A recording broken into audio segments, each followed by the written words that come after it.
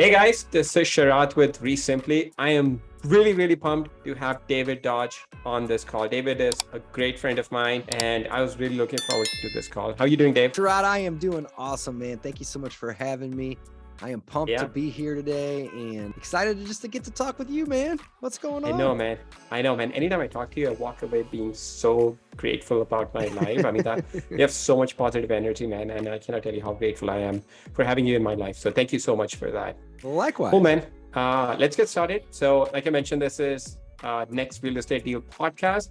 So we're bringing on experts like David to talk about, people that are struggling to get their next deal, just talk about their experience, what they would do to get their next deal. So David, let's start us off with telling us a little bit about yourself, your name, where you're from, investing type that you do, and what market you invest in, and how long have you been investing for? Sure. I'll try to keep it short, Sharad. I'm a talker, man. I know you know that, but if anyone else is listening in here, I'm gonna do my best to keep this short. So my name is David Dodge. I live in St. Louis, Missouri, born and raised here. Left for a couple years for college, but I didn't really even leave the state. I went to a university that was about 100 miles west of St. Louis where I live. I just had my 38th birthday a couple weeks ago, so I'm 38 years old. And I started investing in real estate when I was 20 years old. I was in college. I had a couple professors that were landlords. I took some different classes on real estate investing, and I really honed in on the landlording side of things. So I've been in the business for 18 years. However, I've only been a full-time real estate investor for about 8 of the last 18 years. So the first 10 years, I did real estate investing kind of passively. I maybe bought a house a year, give or take. I think after the first 10 years, I think I had 12 houses.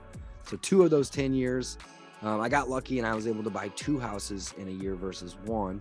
But over the last 8 years, Sharad, I've been full-time in the business.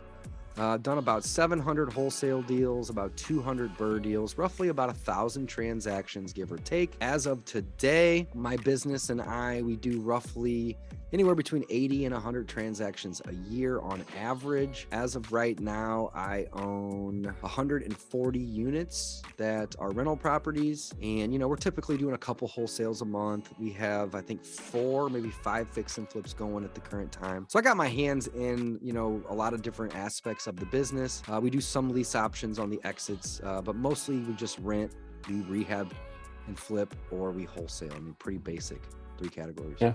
No, man, you have tons and tons of experience. So I'm excited to ask you questions about, helping some newer real estate investors. So the questions that I'm going to ask you are based on your experience. If you were starting again based on everything you know now, what's the one marketing channel would you use in your business to get your next deal? Oh, let's see. The one marketing channel that I would use in my business. So if I was starting over, I would probably say direct mail. Direct mail is, and here's the thing, I don't do a ton of it right now, but I'm moving more and more into it. Over the last couple of years, cold calling and cold SMS has been the thing. It's the most cost-effective way to go about marketing, but the laws are changing. It's getting more and more difficult to get your messages or your phone calls delivered to the owner or the seller of the property. Additionally, there is more people than ever that are getting into wholesaling specifically. So it's becoming very saturated. And, we still do cold calling, we still do cold texting, but we're moving more and more into doing direct mail. And, if I was to start over tomorrow and I only got one marketing method to choose from, it would be a direct mail. And what's the one list you would start with? One list I would start with would be my vacant property list. And the reason that I love that list, Sharad, is because over the last, let's say 8 years that I've been full-time in this business, we've done about 1,000 transactions, give or take, over the last 8 years.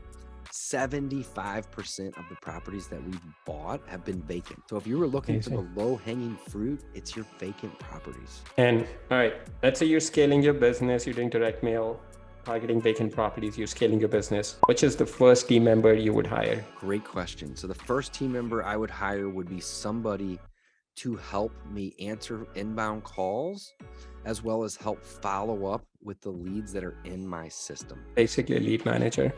Basically a lead manager. Absolutely. Cool. And I have 2 of them right now. Awesome. And what would you not do at all in your business? Ooh, that's a tough one, man. What would I not do at all in my business? Probably overthink things. I mean, I work with a lot of people all over the nation that I, help and teach and coach and mentor. And I think the biggest problem between the people doing, or the biggest difference, I should say, between the people doing deals and the people not doing deals is the people that are doing deals aren't afraid to fail. They don't overanalyze things. They just get out there. They start marketing. They start getting people on the phone. They start making offers. They start setting appointments. They're not analyzing every little detail of the business. So take it how you may, but you gotta just go. You gotta take action. You can't let analysis paralysis stop you. Great answer, man. How would you go about building your buyers list? Building the buyers list, that really hasn't changed a whole lot since I got started. The best buyers for me personally have all come from meeting other investors at my local real estate investment clubs, my REIAs.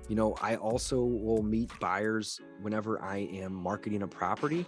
And let's say that property sells. Let's say I'm wholesaling a deal and I get a property under contract tonight. I post that property online. It could be Facebook, it could be Craigslist, it could be my own website, whatever. Well, once it sells, I'm not in a big hurry to take it down, right? And other individuals that are interested will call me and I'll just say, oh, I need to go get that thing taken offline. I've been busy. I haven't had a chance. But since I got you on the phone, tell me a little bit more about you and your investments and what are you looking for? So between finding people at REIAs and, and talking to individuals that are interested in my deals, that's typically how I've built my buyers list over the years. And I'd say 80% of the buyers on my list come from those two methods. Great idea, man. Leaving your property on the market and just getting more buyers.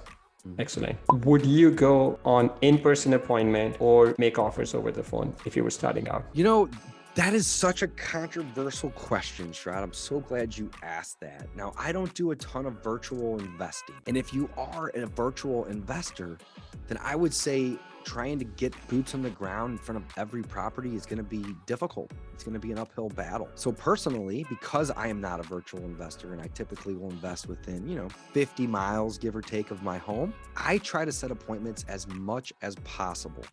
And the reason is because it's difficult to get somebody to know you, like you, and trust you just over the phone. That's what building rapport consists of, right? Is know, like, and trust. Well, if I'm able to get out and meet somebody and shake their hand and look them in the eyes and make a friend with them, the odds of them wanting to do business with me are going to be much higher. And even if the offer I make to them doesn't work 3, 4, 5, maybe even 6 months later, whenever all of a sudden they become more motivated or motivated enough, they're going to remember the guy who came out and shook their hand and looked them in the eye and spent 30 minutes or 40 minutes, or in some cases an hour with them. So my advice would be is if you are investing locally, try to set as many appointments as you possibly can, because that is the single best and single simplest way to build rapport with sellers. I agree, man. Yeah, everything else being equal, I believe a seller would accept an offer with someone that came in to look at their house versus over the phone. But just based on kind of what we do.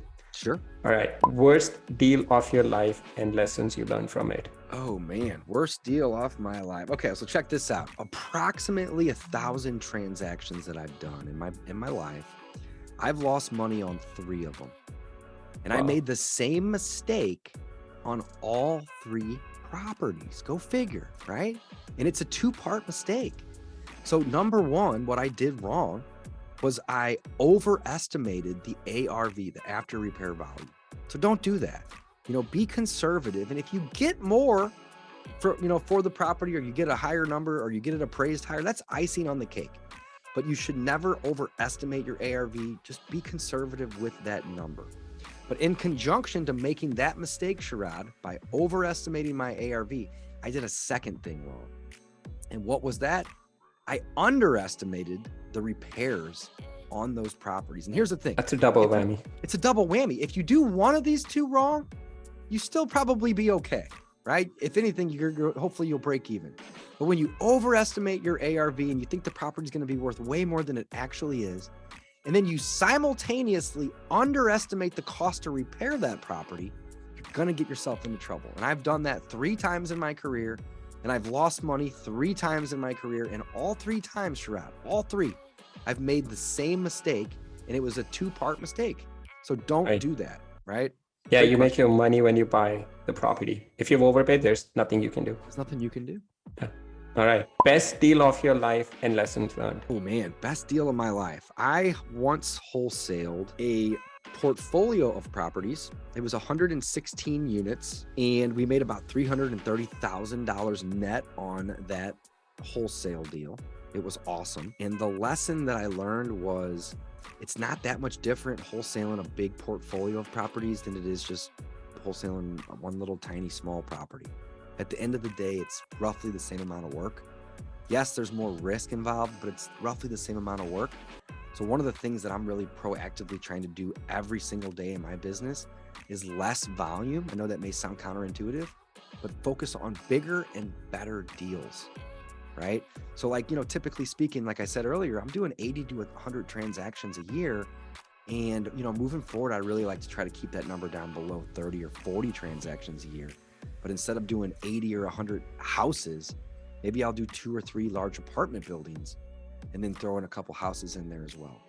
Right. So You end up making more money. yeah, but you're also, you're just being more efficient and more effective with the time that you have. Right. Great answers, man. All right. Moving on to some fun stuff. Right. What do you do for fun? Man, I love to snowboard. I love to do extreme sports. I love to travel and do vacations. I love to mastermind and network with my fellow real estate investors. That's how I was able to meet you. I'm so grateful that I did. I love to spend time with my friends, spend time with my wife. So, just really any and everything that is just fun and love to travel. So all the above. And snorkeling. Yeah. That's right. Yeah. All right. One book that has had the biggest influence in your life, personal or business. Love it. Great one. So I would say the one that's had the biggest influence is probably Rich Dad, Poor Dad. I know you've probably gotten that several times already, but that was one of the books that if I go back to college, when I had these, professors that were landlords and I was taking these real estate classes, that was the book that everybody recommended. And in that book, it's not even really a book that teaches you anything about real estate per se, but it teaches you a simple thing. And that is that you don't have to trade time for money, right? You can get into business and you can acquire assets that will pay you regardless if you're in town or not, regardless if you are sleeping or awake. And, I love that book. I try to reread it every year. And the great thing is it's such an easy read. You can read the entire book in like 90 minutes. Yeah. And it's a book, one of those books that gives you a mind shift. I think that's so great about the book. It's like Absolutely. Such common sense, but it's not so common. You think about it, you start looking at your life and business totally differently. And most people, they trade time for money every day, all day. That's how they earn. And you don't have to do that. You just gotta look at things a little differently. And, and when it comes to real estate investing, he or she who is more creative is ideally going to be more successful. The thing about real estate investing is there's a lot of moving parts. But the cool part is that you can use creativity to help you in this business. So everything you just said, I agree with. Cool. All right, man. Last question. If you could spend a day with anyone, dead or alive, who would you want to spend the day with and why? So you're going to think I'm a big nerd for saying this, but I would say if I could spend a day with anybody dead or alive, it would be Albert Einstein. I'm a huge space nerd. I love watching documentaries on the solar system and the universe and space. And, Albert Einstein was the guy that kind of brought a lot of that stuff to the main screen and the main light. And I just think it would be so fascinating just to get to sit down with that guy and just talk. It's amazing, man. I did not know about that. It's great. Cool. All right, David, how can somebody who's listening to this podcast can get in touch with you? Yeah, absolutely. So I just built a new website. We launched it a couple days ago. It hosts my podcast. It hosts some of my courses. It hosts my coaching program. And there's a way for you to reach out to me as well on that site. And that URL is discountpropertyinvestor.com. And Sharad, you said we'll put it in the well show earlier. notes also. Yeah. Awesome. Cool. You said it really well earlier. You make your money when you buy and you get paid when you sell. But the money is really made in real estate when you buy. And that's really what my main business is built around. It's learning how to buy properties at deep discounts. And that's what we teach. It's how to buy at discounts. Especially in the market that we're in right now. That's extremely, I mean, you there's no room to be lucky anymore. You have to buy right. That's exactly right. Awesome, David. Thank you so much for coming on the show and sharing all the wealth of knowledge you have, man. Thank you so much. Thanks for having me, man. This is Thanks, great.